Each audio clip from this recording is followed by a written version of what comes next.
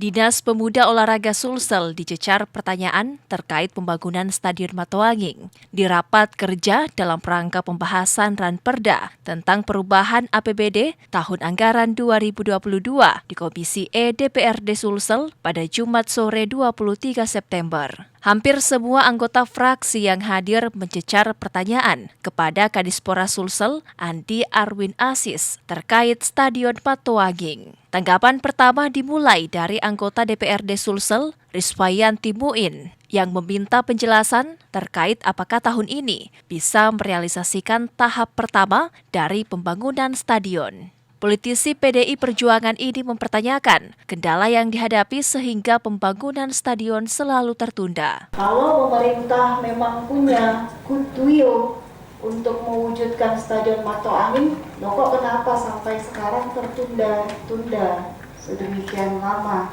Yang ketiga, jika ini berpindah anggarannya, artinya anggarannya tidak terserap 69 miliar, apakah ada jaminan tahun depan 2023 kita bisa menyelesaikan Stadion Matoanging di sisa masa jabatan, dan itu adalah tahun terakhir dari Pak Gubernur kita. Kita tidak menginginkan sama sekali Stadion Matoanging ini tidak bisa dinikmati kembali oleh masyarakat Sulawesi Selatan. Anggota DPRD Sulsel lainnya, Andi Muhammad Anwar Purdomo, mempertanyakan anggaran Stadion Matoanging yang senilai 60 miliar rupiah tidak terpakai dikemanakan. Pasalnya, sebelumnya salah satu kepala bidang yang mewakili kepala dinas menyebut tahun ini hanya sekira 6 miliar rupiah yang bisa diserap untuk keperluan hal perencanaan ataupun persiapan lahan. Tentunya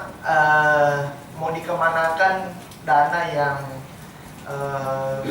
sisanya itu 60 miliar lebih itu untuk mau dikemanakan.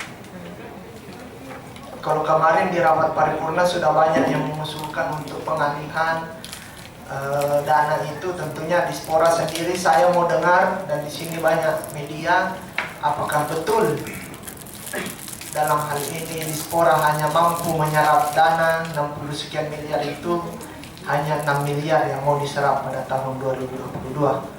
Anggota DPRD Sulsel Rusdin Tabi mempertanyakan jawaban gubernur di paripurna yang dibacakan oleh Sekprov Sulsel bahwa pembangunan Stadion Matoanging tetap akan diadakan. Namun di penghujung jawaban kembali dijawab bahwa Pemprov Sulsel berhati-hati dalam pembangunan Stadion Matoanging karena masih dalam proses hukum. Jawaban Pak Sekda, jawaban Pak Gub yang dibacakan Pak Sekda ada 2 kali tentang Stadion Matoanging. Di tengah-tengahnya itu dia jawab bahwa